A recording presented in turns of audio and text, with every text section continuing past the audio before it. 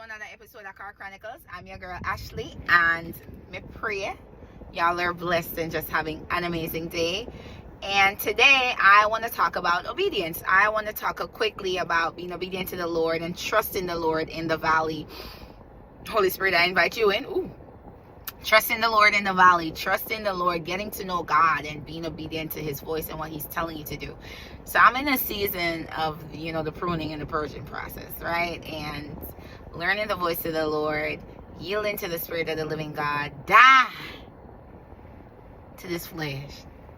Like die, literally, killing it. All the things, right?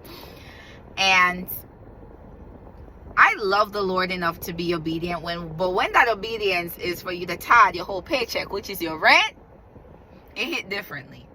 I ain't gonna lie, you got questions, you got concerns. A couple weeks ago, the Lord made me tithe a good amount of my check. And later on that day, a family member called and told me what they were going through. And I was like, God, like a close family member, I was like, God, if you knew this was happening, why would you allow me to tithe that amount of money when I could have blessed this family member? And the Lord basically, reassured me and spoke to me that there's a spirit of poverty that's been wreaking havoc on your bloodline for generations. And if I allowed you to send my first fruit to your family member that's still living in poverty, then I wouldn't have been able to move how I wanted to, right?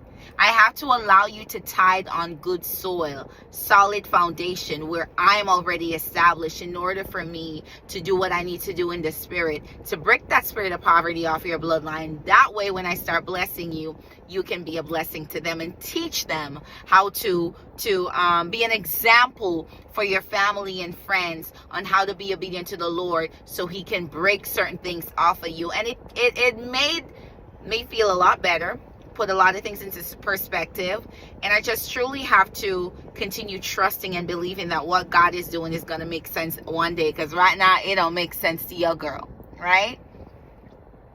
Yesterday the Lord told me to tie my whole paycheck, and I'm like, bro, this is my rent. It's my rent. And I'm like, God, what are you doing? What are you doing?